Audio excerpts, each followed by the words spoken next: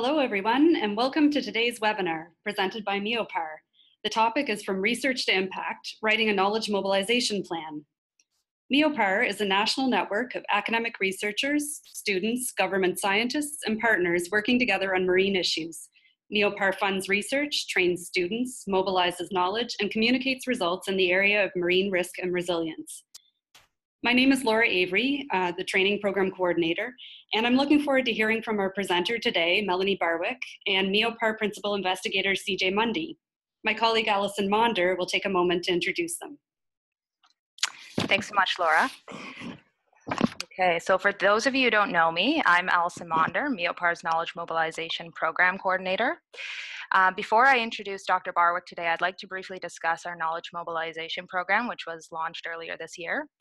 So as many of you know, knowledge mobilization is a critical component to MEOPAR's strategic plan and to ensuring our research has real-world impact. We've invested close to $1.3 million over the next 5 years to provide training, tools, and funding opportunities for our researchers to help support you in your knowledge mobilization activities. I'd love to hear from you if you have any questions about the program or if you have any suggestions for future training content. Feedback is, of course, always welcome and appreciated, so please don't hesitate to get in touch with me. So back to today's webinar. I have the pleasure of introducing our speaker, Dr. Melanie Barwick. Dr. Barwick is head and senior scientist in the Child and Youth Mental Health Research Unit at Sick Kids Hospital in Toronto. She is one of Canada's leading experts in knowledge translation, or what we call KT or KM, and has developed a KT certificate course and training program, which has trained over 2,000 students, researchers, professionals, and educators. In her presentation today, Dr. Barwick will introduce the concept of KT and walk you through the process of developing a KT plan for your project. She's joined today by one of our researchers, Dr. CJ Mundy from the University of Manitoba, who will talk about the plan he developed for his project, as well as some lessons learned since writing his initial proposal. Before I hand it over to you, Melanie, I'm just going to have Laura review some quick housekeeping items. So thanks, everybody. Back to you, Laura. Thanks, Alison. Just a few housekeeping items here. The webinar will be about 40 minutes long, and we're going to have time for questions at the end. If you have a question for Melanie, please enter it, as Alison mentioned, in the Q&A box at the bottom of your screen, and we'll relay your questions to the presenter at the end of the presentation. For any other comments, please go ahead and use the chat box. We'll be monitoring it throughout. And finally, you'll receive a link to the recorded version of this webinar by email. For those of you who are just joining us, welcome. MEOPAR is pleased to present the first webinar in our knowledge mobilization and training series. Melanie Barwick will share her expertise on writing a KM plan. Melanie, over to you. Thank you so much, Alison and Laura. Can everybody hear me okay? I hope so. We can, so Sounds I think good. everybody else can. Okay. We have an hour, and true to form for me, if anybody knows me, I always have a lot to say. So I'm going to get started and we'll get going here. And there we go. So the objectives for today really is just to kind of review why knowledge translation is important. It's important for you all because you want to be funded by MEOPAR and you want to be involved in MEOPAR, and it's important for them. So that's actually a really good reason for it to be important for you. But it's important for a couple of other reasons, and we're just going to review that at a high level. I'm going to talk about the relevance of KT planning and the key components of KT planning. So essentially, why bother doing it? What is it we're trying to accomplish? What are the key components in doing it? And then share with you a KT planning template, which is a tool that can help you develop a KT plan. And then we're going to spend some time with Dr. CJ Mundy reviewing what he has proposed for his MEOPAR funded research. And so you can get a sense of the content that I've provided, but in the context of your worldview in terms of the type of research and science that you do. So how did it actually become a thing? And, you know, as I mentioned earlier, kind of in joking, it's a thing for you. Knowledge translation is relevant for you because it's relevant for your funder. And that's actually not as silly a thing to think about as I'm proposing, because when we think about knowledge translation in Canada and how it has sort of come to the fore, one of the key drivers has been what funders have asked researchers to consider.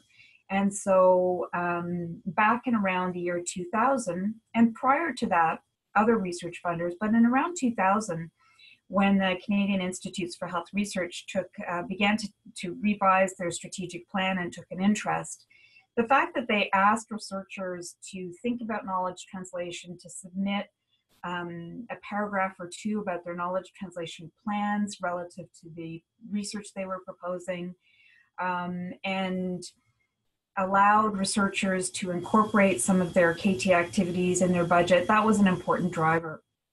But there have also been other drivers. And globally, the most significant one is that we have had a sense for some time that we produce quite a lot of research that could be put to better benefit for people. We have excuse me. We have a tradition of communicating our research evidence to other researchers and academics. And so one of the things that we ask people to do when we get them to start thinking about knowledge translation is to think through who else needs to hear about your research, who else could potentially benefit. And the idea of planning for this is to be asking yourself that question earlier on, so earlier rather than later. So one of the things that often gets confused when we think about knowledge translation is terminology.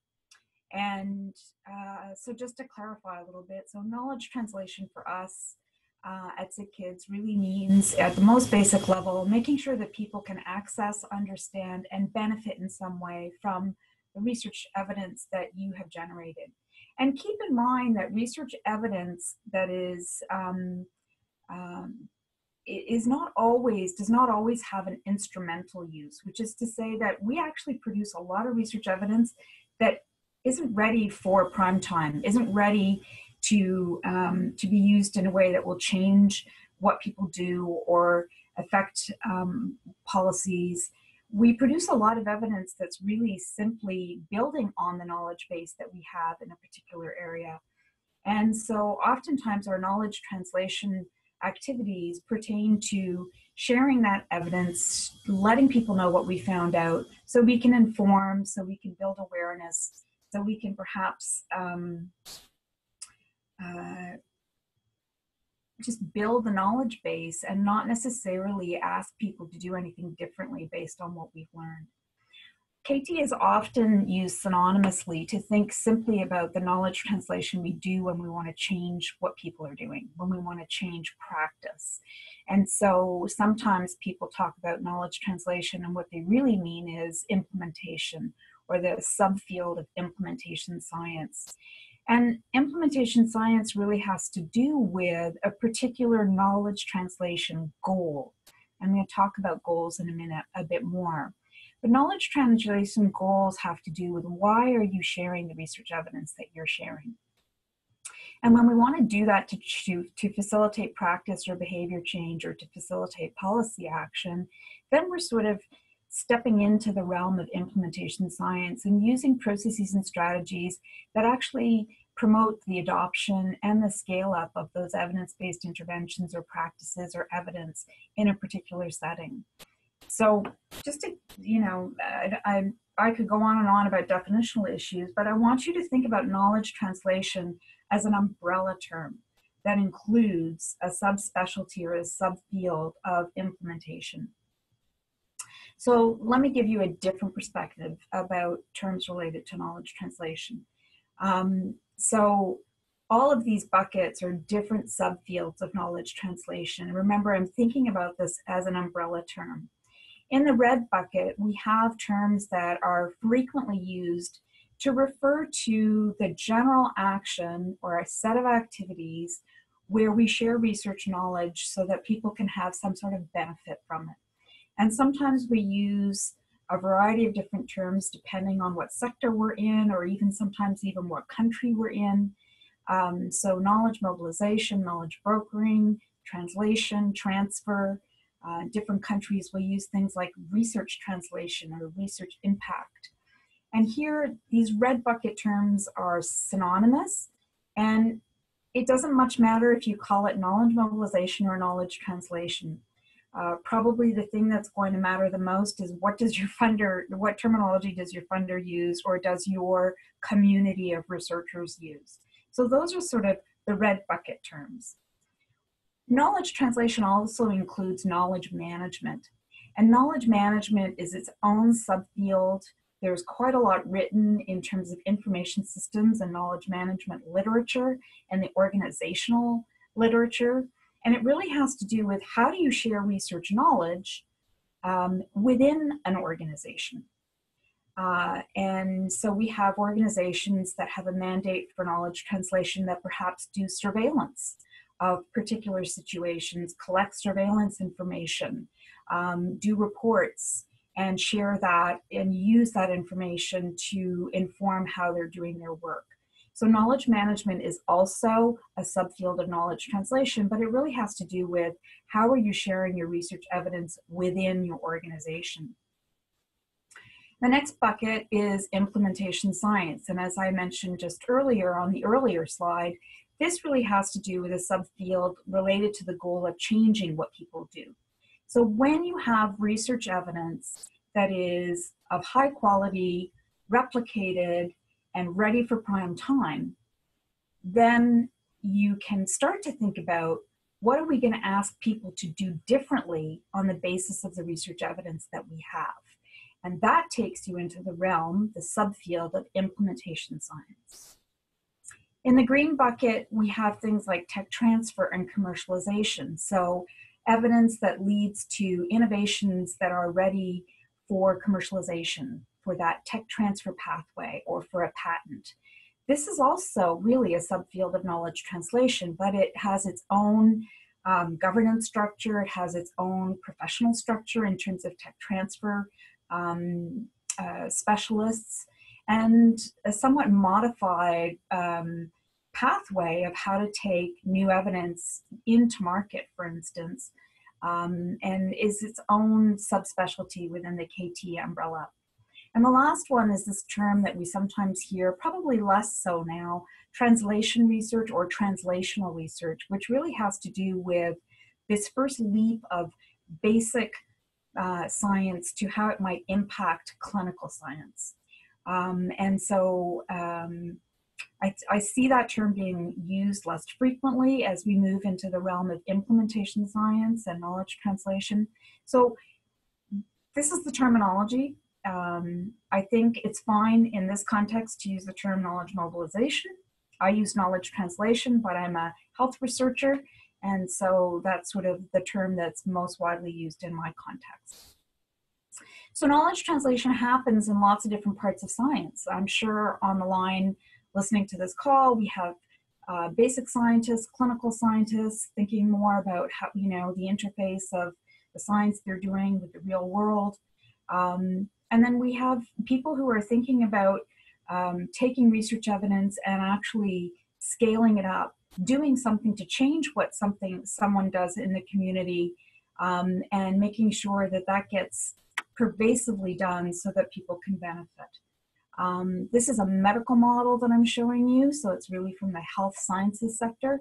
But what you can get out of it from your own discipline is that knowledge translation happens in basic science right through to how we might consider someone like myself who's an implementation scientist, and more in the bottom right hand section here, where it's about translation 3 or dissemination research and implementation research. And so it has to sort of do this. This is really a continuum of science, actually.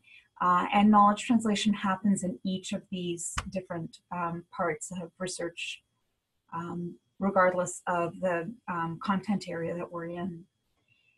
So how did this become relevant for us? How do a group of people who are researchers focused on asking really good research questions, answering them with really good evidence, and then asking the next research question?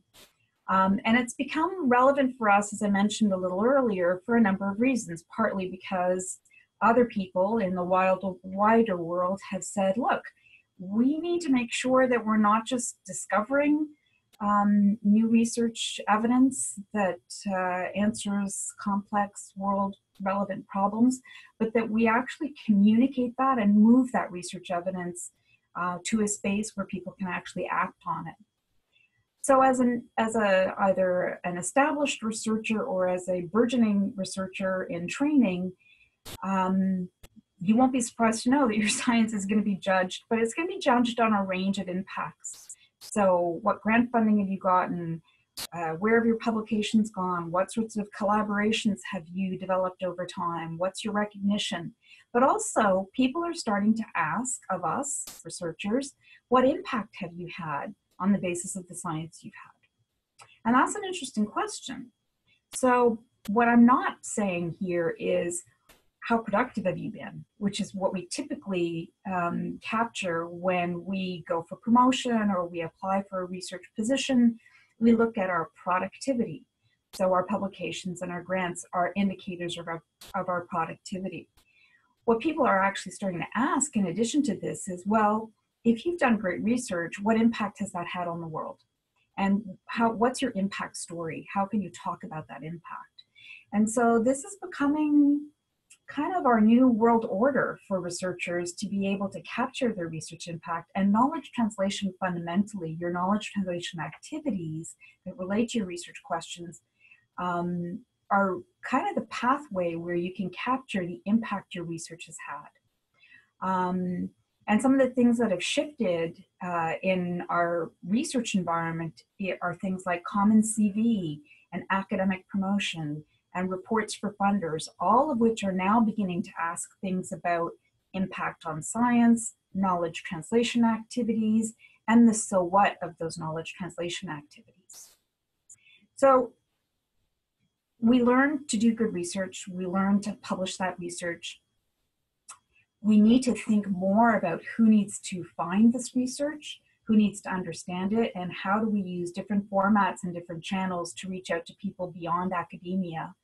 And it seems really simple to say, but it's really fundamentally important. People need to find your research in order to read it. And if the only people who can find your research are the academics, then you really reduce your chances of having an impact or people in other realms of the world benefiting from the work that you're producing. Once they find it, they have to understand it. And so that means it's all great to learn how to communicate in an academic sense, how to write a paper, how to give a talk. But when we communicate to people in other walks of life, we need to understand their language, their lingo, where they're coming from, their perspective, their formats, and their preferences for receiving information and how best to reach them. So that means kind of broadening your communication skills beyond the academic world. And they need to be interested enough to read it when they do find it. So how do you make your stuff interesting? And I think we all think that our research is fundamentally really interesting, but when you're putting things out there for other people to digest, given that they are inundated with information all around them, how can you use some of the tools of marketing and social marketing to highlight what's unique about your work, why it might be interesting, why someone might want to pick something up that you've created, and delve into it and read it? What are the highlights of what you found out? Those are things that we need to think about as we develop our knowledge translation plans. Another thing that seems so simple is figuring out at the end of your research process what the main messages are from your research and the implications. A really good exercise when you finish your project is to sit down with a group of people or even just one person who's not in your field at all and talk to them about what you studied, why it was important, and what you think you learned. And the clarity that you will gain from that about what is really key in the work that I've just done is really important for crafting main messages and for thinking about what's the main message for different knowledge user audiences. What is it from this research that is important to tell other researchers? What is it from my research that is important to tell community folks or policymakers or industry? Knowing something about your knowledge users and what they need to know, what their world looks like, and being really clear on what your main messages are seems seems simple, but I challenge you to take that task on when you're at that stage of your research. And so you need to plan for knowledge translation for key knowledge user audiences or target audiences right from the beginning. Why is that? Well, for one thing, you end up with a plan, not unlike a research methodology. You also have an opportunity to think through what strategies you might use to get those messages across to different people, to different knowledge user audiences, and gives you an opportunity to budget for those activities. And then you need to track your impacts. This comes back to that first bullet point, so you can report on them. So when someone says to you, you've done research in this particular field, where's that research gone? What sort of impact has it had on people's lives or on the community? You can report where that has gone, what impacts you've actually had. And that's a different story than saying, well, I've had this many grants or this many papers. So translating your research means recognizing who needs to know what your research has discovered, developing the skills to communicate those main messages, planning, tracking your benefits, and then reporting on those discoveries, their reach, and their impacts. Being a scientist now and training as a scientist now is very different than it was 20 years ago. And we are being asked to do knowledge translation, to report on it, to think about how it applies to our work.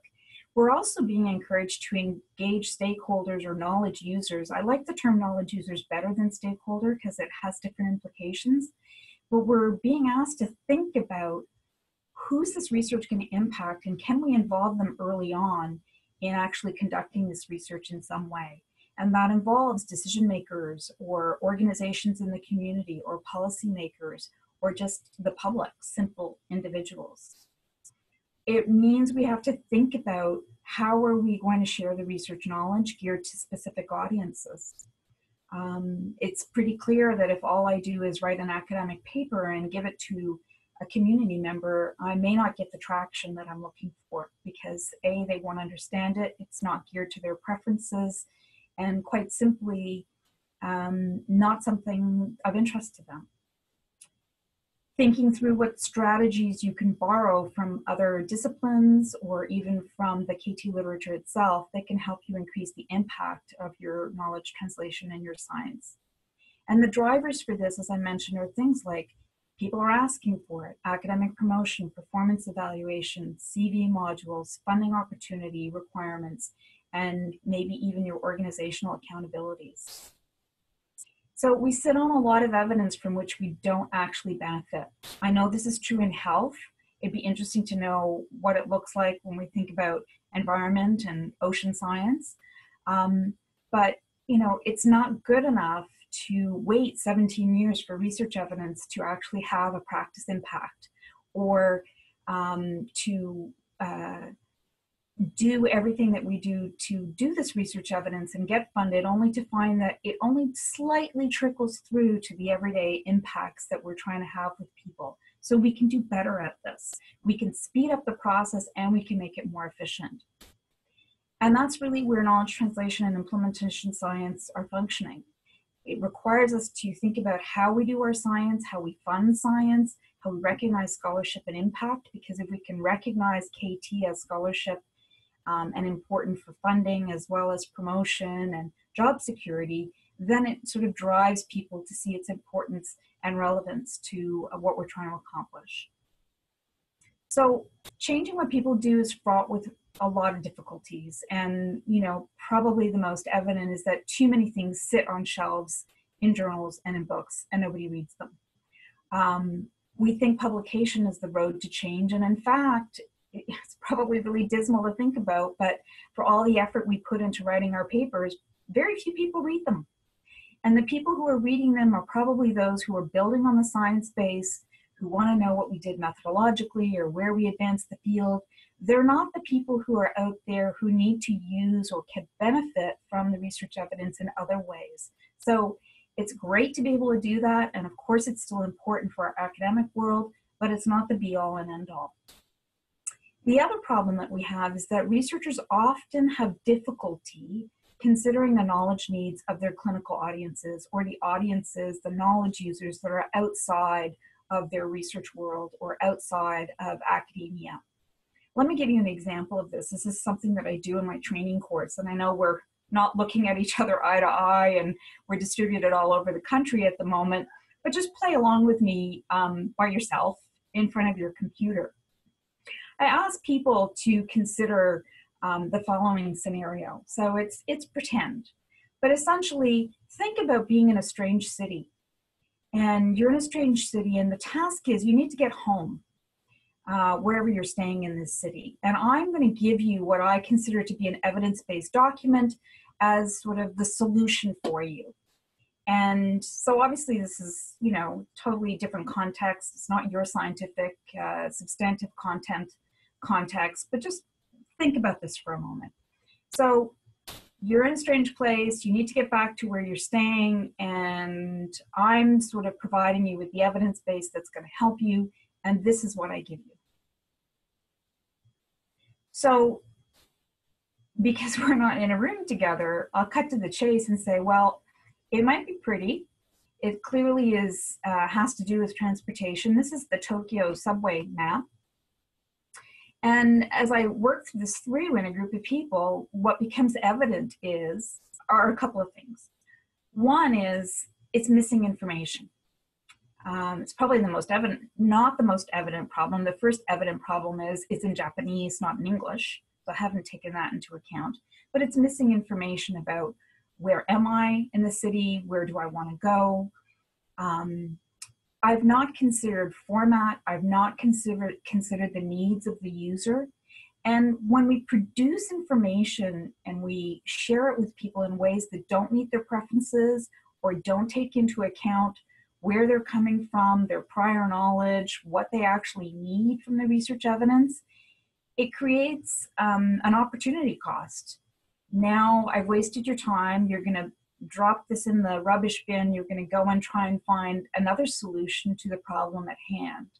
And we could avoid these kinds of situations when we produce research evidence for non-academic stakeholders by considering in advance, who do I need to reach out to? What do they need to know? What format's going to work? And how am I going to connect with them? When am I going to connect with them? The third problem that we contend with is we think practice change just happens. And in actuality, when we try and change practice in a health context, we fail most of the time. And so there are things that we need to do, such as developing a better science for practice change, incorporating that science in the work that we do. That's the sub-branch of implementation science, but really thinking through how to reduce the fails that we have when we try and change what people do. There's this feeling that when you want to change what people do, you should select the evidence, gather up the people who need to do something differently, and all of a sudden change is going to happen. In actuality, the practice change journey in whatever field, not just health, but education, environment, other fields, looks more like what you see on the bottom of your screen here. And we have to navigate this whole journey to get to a point where the evidence gets taken up and is sustainable over a period of time. So without doing good knowledge translation, we have limited benefit. The process is slow and haphazard. We don't reach people who could benefit, even if it's just benefiting from knowing something that they didn't know before. And it gives us a poor return on our research. So what needs to happen? We have to take evidence to impact, but we have to recognize that putting it out there in a substandard way is not going to get people to benefit. We need to actually think about translation and, if appropriate, think about how to implement change. So KT, for this reason, requires some planning. It's a requirement for a lot of research funders. We want to start thinking about other knowledge users, and if we don't, it's just going to sit there. And we're also being asked to be accountable and to demonstrate the impact of our research. So essentially, the upshot is if you don't plan for it, it's not going to happen. And that means getting what we know works to improve health, to improve well-being, to improve the environment into the hands of people who can apply it. It's a little bit of, it's actually quite more than a little bit, but it's a different skill set than we've been taught for most of us in our post-secondary education. So thinking about these things and thinking about researchers, you know, who need to change their practice, how can we make this a little bit easier? So several years ago, I developed the knowledge translation planning template to sort of guide people in the thinking for their own research about how to develop a plan and what are the different pieces of the plan that are important. So things like, who are your partners? Who's participating in this research with you? When are you going to engage those people? Oftentimes we engage our co-investigators early on in our research process, and we give typically very little thought to where's this going to go at the end? Who's it going to impact? Who needs to know? How might they like to use this information? How will it help them answer their own sticky, thorny problems? By thinking about this at the beginning of our research process, at the proposal writing stage, it enables you to think through, is there anyone from that outer world that we could include in some way on our project team that would benefit the research? What roles are they going to take on? And what, if any, KT expertise do you need on the team? That might be something that you can bring in on your research staff team. Who are your knowledge users for this research? What do you think your main messages are likely to be for each of these knowledge users? This is not to say that the findings of your research are going to shift. You're not creating spin or making things up, but you are tailoring what you've learned to the concerns and knowledge needs and preferences of particular people you want to reach. The same way that you would tell the same story to your grandmother, your best friend, and a 4-year-old child using different language and in consideration of where they're coming from. What are your goals? When we communicate something to somebody, we do it with a purpose. I'm going to tell this person this for the reason that I want them to do something, understand something, shift their attitude. And it's much the same in knowledge translation. Frequently what we see in a KT plan are people who are coming up with groups of people they want to reach and strategies that they want to use without thinking about, well, what's that strategy supposed to accomplish? So the goals come first, the KT strategies follow, the process of whether you're doing knowledge translation at the end of your grant or throughout your grant, your research endeavor, and then how are you going to evaluate whether you met your KT goal? If I wanted to build awareness in a group of people about the research evidence in a particular issue, and I did certain things, KT strategies, to get there. Did I get there? That's an important question to ask. What resources are you going to need? What might you budget for? And then how are you going to, what are the procedures of your KT plan? How are you going to implement that? So when I talk about KT goals, this is what I'm talking about. What's the purpose of sharing your research evidence? Do you want to generate awareness? Are you simply sharing knowledge? Are you informing research? Are you informing decision-making, facilitating practice change or policy change or behavior change, or taking something to market? And the ones with the tick box here are really the purview of this subspecialty field of implementation science.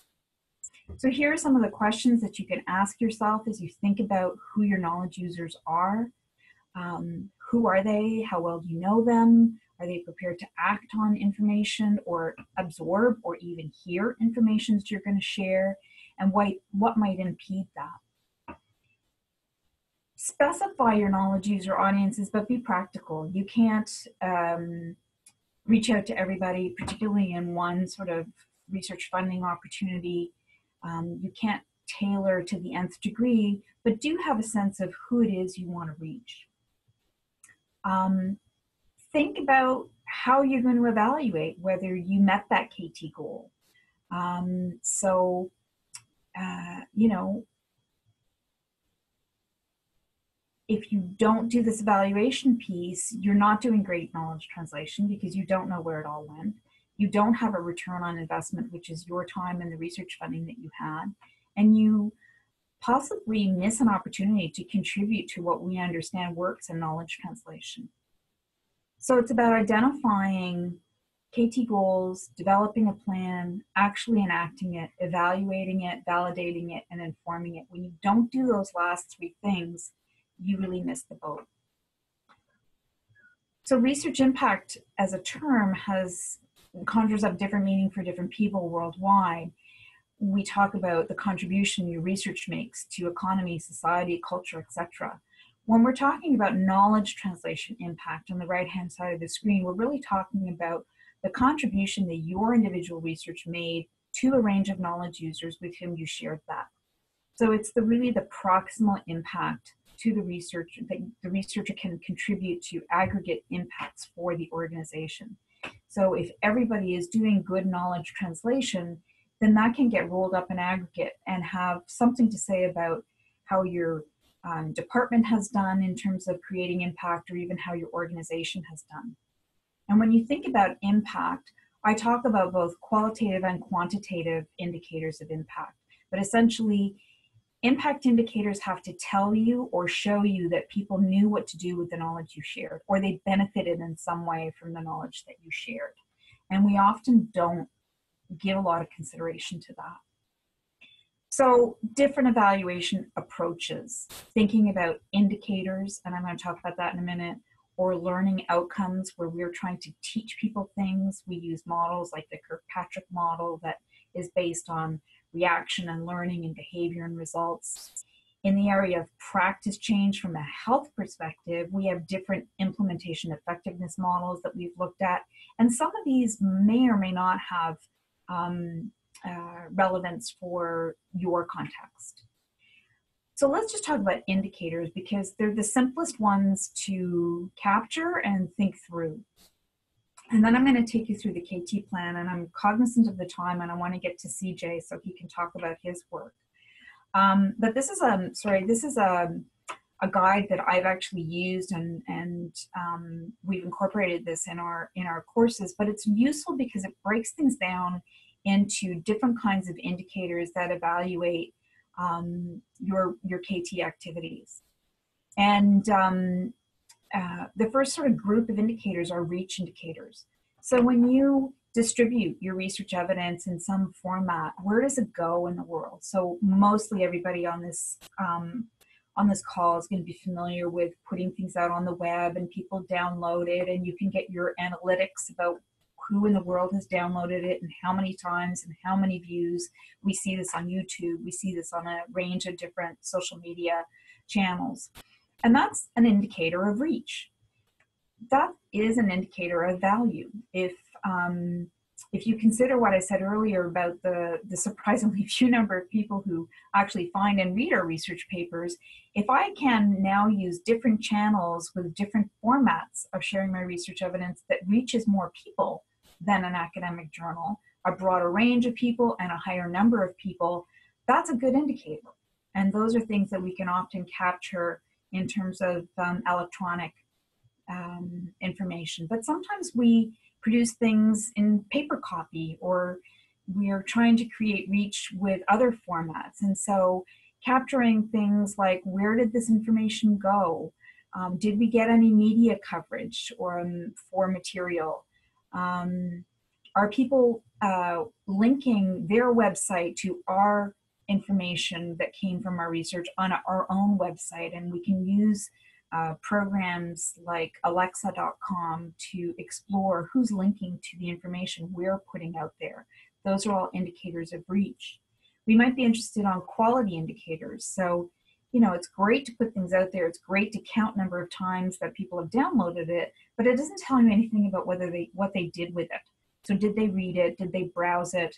Did they share it? Did they gain anything from it? Did they change anything in terms of their attitude, their thinking, or their behavior as a result? So there are a number of different indicators of quality we can capture.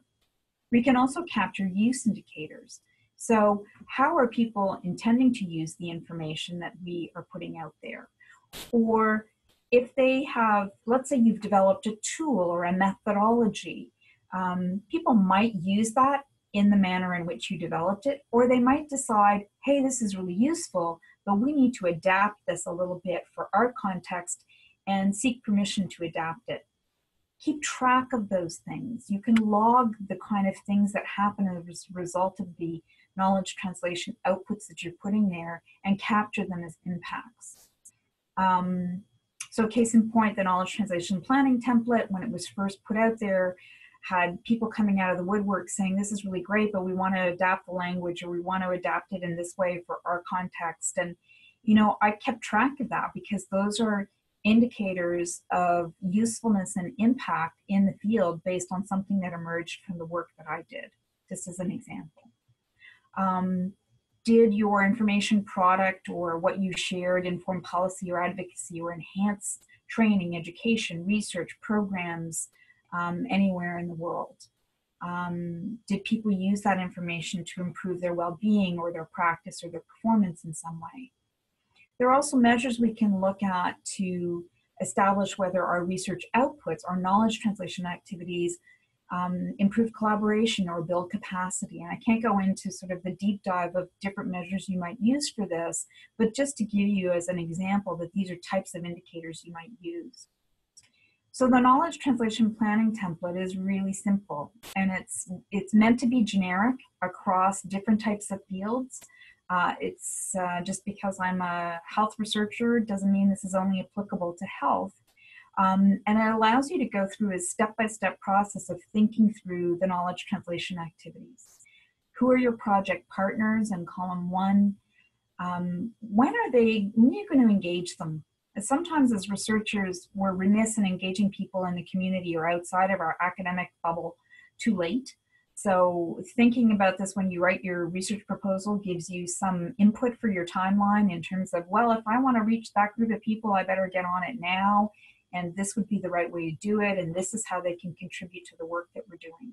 That leads us to column 3. What are their roles? What are they bringing to the project? How are they going to assist in developing or implementing or evaluating your plan? And sometimes that's reflected also in letters of support from partners or collaborators that we get to append to our research proposals. Do we need any KT expertise on the team? Sometimes yes, sometimes no. Sometimes it's available to you in a readily recognizable way, either through a collaborating scientist or a consultant. Sometimes you can hire someone as a research assistant who has knowledge translation expertise or training, or you can look for partner organizations where the KT expertise lies, or where they have resources in knowledge translation, and that's a strategic reason for partnering with that organization, for instance. Think about who the knowledge users are. At the end of the day, who's this research going to benefit? And then you can go back to question 1 and think, ooh, have I included any of these people on my research team, and how and why? Pick the 3 top knowledge user audiences. Typically for everybody, it's going to be academia or researchers. It may be community, it might be policy, it might be decision makers. Think about what you anticipate learning and how you might craft that message. Of course, you don't know. You don't have a crystal ball. You don't know what you're going to learn. But what might you be crafting as a main message for those 3 knowledge user audiences?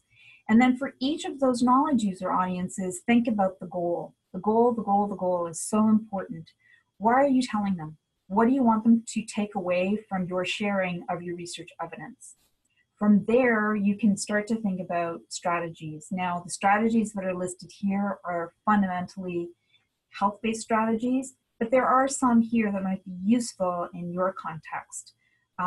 Arts-based knowledge translation, the use of social media, the use of communities of practice, the use of educational materials, the use of champions and opinion leaders in different organizations and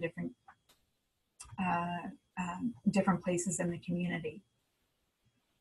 Number 9 is really just more grantsmanship, because at least for health research, we're often asked to think about integrated knowledge translation, which is to say, how are you involving the knowledge users in the research process, as compared to end of grant knowledge translation, which is the kinds of KT deliverables and activities we do at the end of a research project. Think about the research goals you laid out. Now start to think about where you want to have an impact and how you're going to evaluate them. So do reach indicators actually get there? Are you going to look at usefulness indicators, use indicators, partnership or collaboration indicators? Maybe you're changing what people are doing and you're going to think about practice change and you're going to delve into the world of implementation science. Or you want to get some notion of policy change or knowledge change or attitude change, whatever it is you are aiming for. What are you going to capture that tells you whether you were successful or not? And there are some guiding questions here when you work with large groups of community and non-academic folks to think about what might be important in evaluating your research translation activities with different stakeholders and different knowledge users. Think about your resources, your budget items, and then describing how you're going to work with those KT strategies. Who's involved? What are people going to do? This is sort of the methods of your KT strategy, if you will.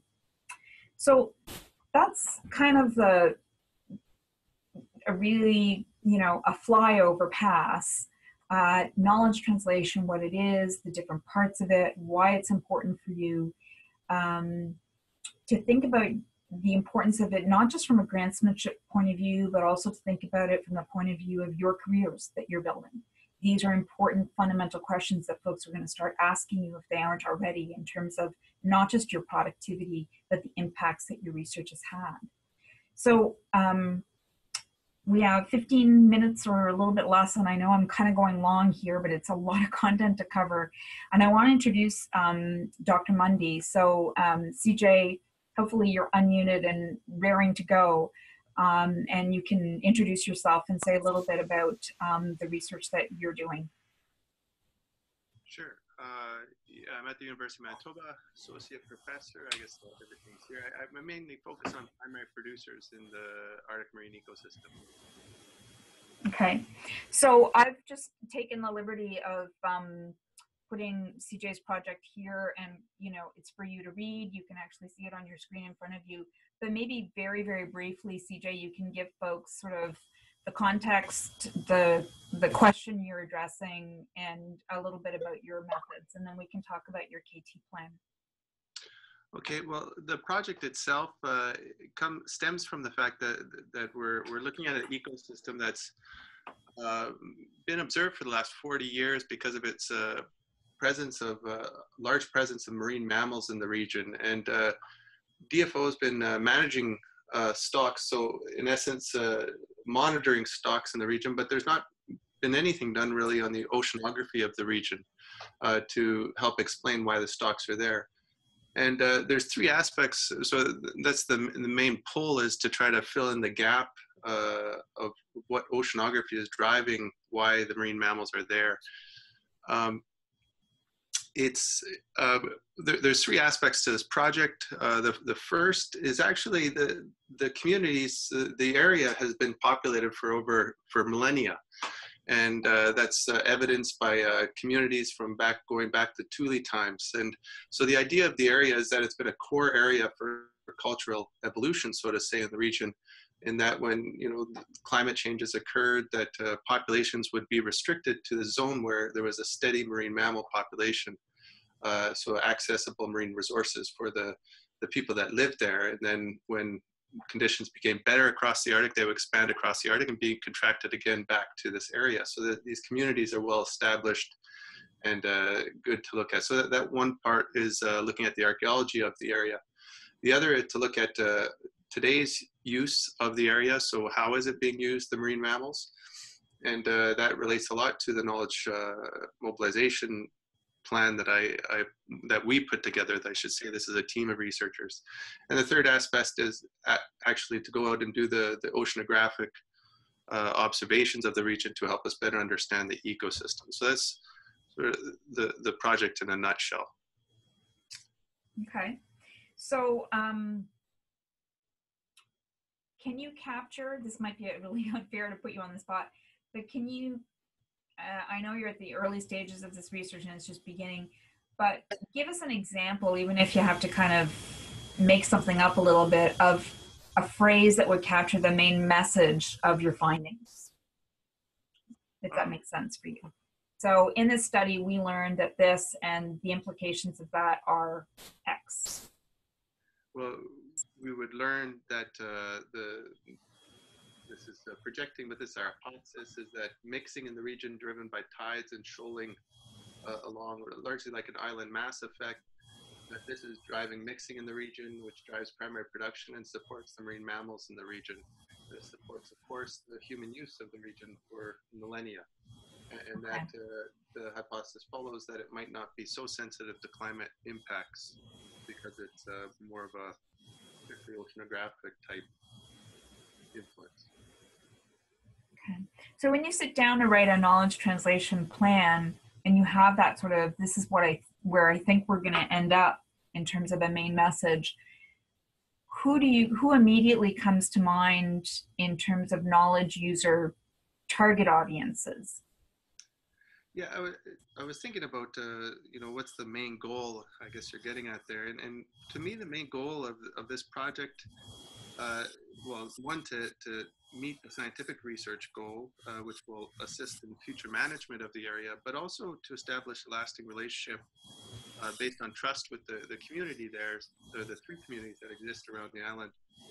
And that will assist with future management. So that's really the overarching goal, I think, of the knowledge mobilization, is to establish a lasting relationship based on trust with the locals, the local people, and to use this to assist with future management. So that also brings in the government management side of things. Right. So you're thinking about community, you're thinking about government organizations and researchers as your sort of three primary groups. Yeah. Yeah. So what I've done here, and I've made this a little bit more concise so it fits on one page, but this is sort of what CJ wrote in terms of how he will work with his partners and end users and what strategies would work best for their needs. And I hope I haven't twisted anything around here in my desire to make things concise, but a nice way to do it is to think about what's going to happen in year 1 or 2 or 3. And this is the way that Dr. Mundy configured his KT plan, which is entirely fine.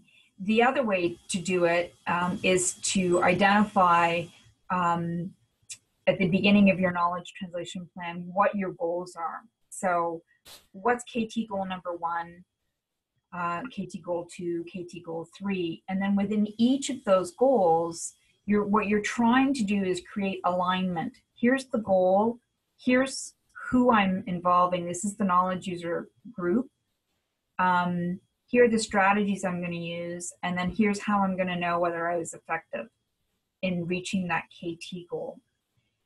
And so you end up with some alignment in terms of KT goals, and then you can speak to each KT goal separately. But looking at, so that's a different way to configure how to write this up. Do you want to just kind of, so in looking at year 1, you are focused on meetings, so dialogue with different groups of people. And you actually have the goal here, and I added it sort of in green, was to communicate the intent of the research, the objectives, the timeline, to build ties, relationship, trust with local stakeholders. And what you're not saying, but I know what you're thinking, I think, is if you do this early on, it allows you to, well, it facilitates the research process. But one of the advantages of engaging your knowledge users right at the beginning of your research project is that not only does it establish trust, it also involves them in meaningful way, in an authentic way. It means that when you have a story to tell at the end of your research process, you have an engaged audience that's willing to hear and contribute to a dialogue about what you've learned and the implications of what you've learned. Does that sound right for you, CJ? Yeah, I think based on this layout, year 1 is a critical year, and it's really the introduction year where it's key to go up north and then meet with the people, that live there and use the environment. So I think this is the key first step. And then years 2 and 3 just build on that trust that you try to build right off the start. So right off the start, what you're planning or hoping to do, and then you also ask, I think it's critical to ask, you know, how can this fit in? We can do this. How can it fit into what you want to know about the system? So right.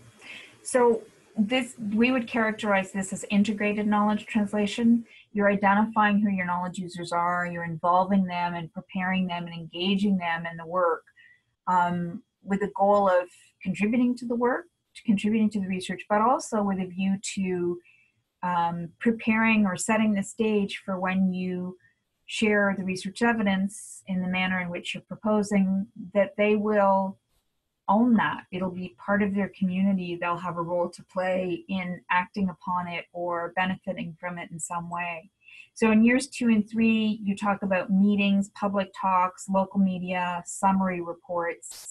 That's sort of the things that you included in these paragraphs about what you would do for KT in years 2 and 3. One of the ways to reshape that is to line it up to a goal. So when you say you're going to meet with the Hunters and Trappers organization and community members to discuss your research findings and to ask them for their insights and input, what goal does that map onto? And then how will you know that was effective, that collaboration? So I'm not asking for you to like fill in the blanks right now, but I'm just kind of adding a front piece and a back piece to what you already have here. Public talks with a view towards what? Encouraging community participation and feedback. Okay, so that's your goal there. How will you know that those public talks actually were successful in getting people to participate in and engage with the research endeavor? The use of local media to share stories about the project through different channels like television and radio, presumably social media as well. That is sort of a channel, and you have to sort of talk about where does that fit with the goals that you have. So presumably the goal when we talk about sharing things on the media is to create awareness of our research work, the benefits of the research evidence that's been produced, and, you know, create a buzz, get it out there so people are aware, build awareness. That would be your goal, to build awareness in the local community. Your strategy would be through media contacts and media exposure. And then the challenge is to think about whether those media stories actually went anywhere. Did they create better awareness of your research? How might you figure that out? And sometimes the only way we can answer that question is by saying, well, this was broadcast to a community of 10,000 people, whereas had we not included this television stint or this radio stint, it wouldn't have reached those people. So sometimes a reach indicator is the only thing we can capture. We don't know whether they understood the bit on television or radio, whether they did anything about it, whether it impacted them in any way, but we do know they saw it and they were exposed to it. When I think about your last sort of the summary reports, you've given some thought to language and preparation and format, but who's the summary report for? Is it for the policymaker? Is it for the decision maker in the community? And what's the purpose of the summary report? So the summary report is a strategy, but is it to build awareness? Is it to inform decision making? So what we tend to look for in sort of robust KT planning is that alignment. Who are you going to tell? What are you going to tell them? Why are you going to tell them? What strategy will you use? And how will you know it was effective? So CJ goes on to talk about, you know, reaching the academic community through publications and conferences, the public outreach and education. So a lot of the elements that we look for in KT have been thought through here. It's just a bit of a different reorg so that it's not just a list of strategies, but those strategies aligned with Who are you telling? What's the goal? What are the strategies? And how will you know?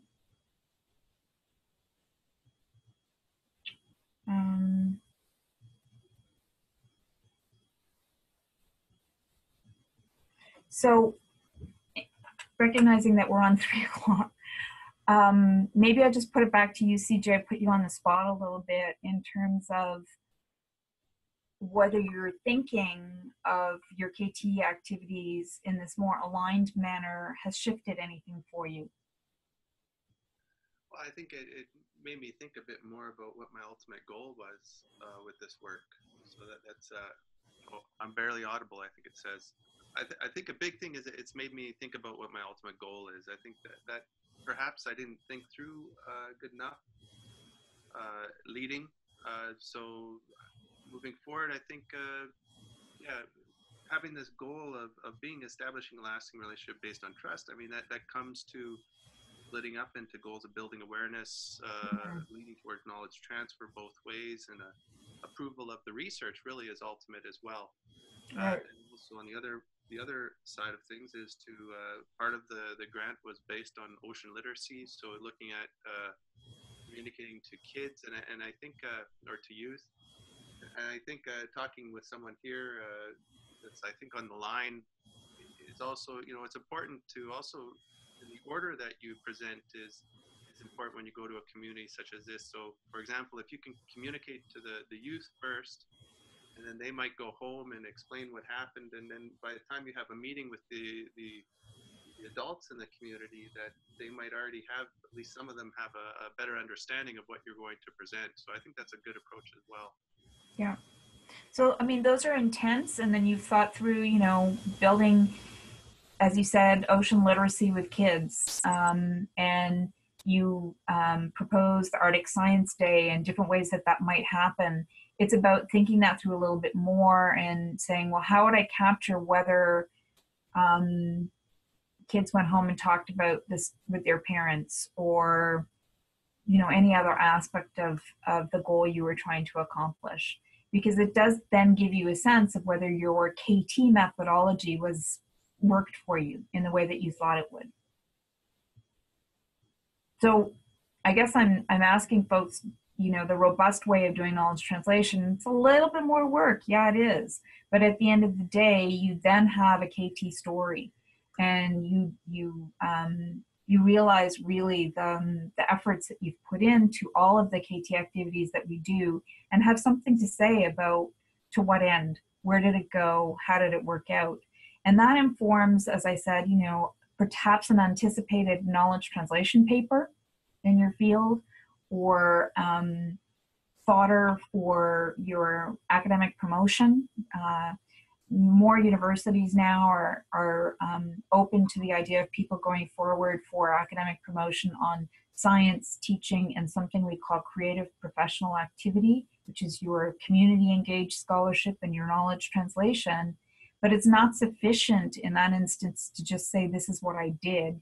You need to describe what you did and what the impacts of that work were in a scholarly way.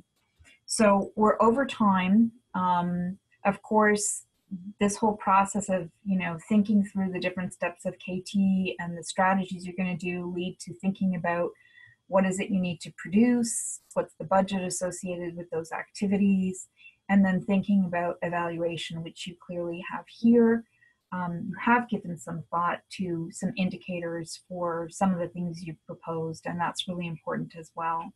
So you can download the knowledge translation planning template on the web. You can download a fillable version. There's a card game that takes you through this if you want to work through the process of developing a KT plan with your team. And then we have 2 e-learning modules that will do a deeper dive into things that I've only skimmed the surface of. The one on the left, which gives you some information about knowledge translation and definition and so on.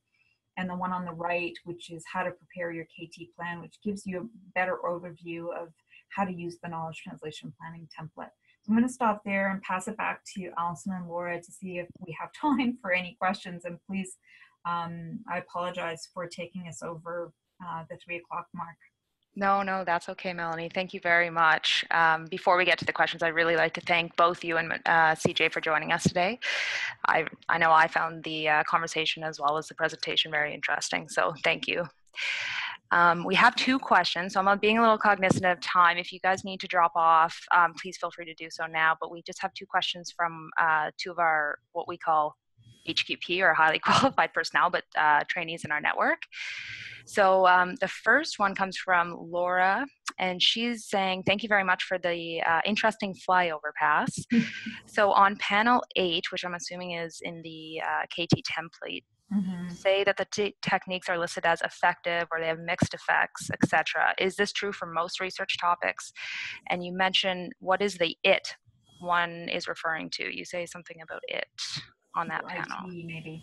So, so that rubric that we include on our template really comes from health research, and there's several caveats about that. Mostly it's those strategies are related to health care practitioner behavior change. So no, they are not necessarily looking at the effectiveness of that strategy in a non-healthcare setting.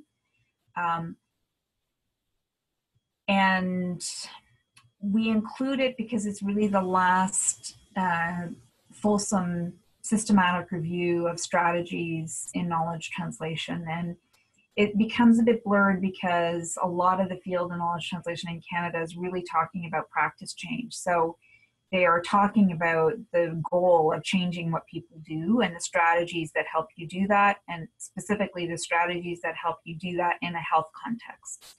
That said, some of these strategies have research evidence available in different sectors, in education, in behavioral health, in human services. Not being an ocean or environmental researcher, I'm not entirely sure what's available, but there's, you know, a whole area to crack open in terms of knowledge translation in a MEOPAR type of context. And contributing to that literature, at least through systematic KT activity and evaluation of those KT activities, would be a very useful addition to the overall literature and knowledge translation. The work that we do at Sick Kids in terms of our professional development is very much interdisciplinary. Our courses are people from any walk of life, any discipline, and that's really important because I think what we can learn about effective KT in one discipline can inform what we might use in another discipline. The other caveat would be the methodologies that we use in knowledge translation research have evolved over time, and we're now leaving a wave of KT research that was very RCT, randomized controlled trial focused, to a much more mixed methods, implementation, science, design kind of approach, at least insofar as how do we change what people do based on evidence. And that means that the literature published up until now needs to be viewed with some healthy skepticism about whether something is effective as a KT strategy in a particular context, because we now cracked open this notion of how complex it is to change what people do on the basis of research evidence. So I'm going to stop there. We'll go to the next question. Okay, sure. So we also have one from Kayla here. Melanie, I'm not sure, can you see the Q&A box? Are you able to open it? Just because I opened it.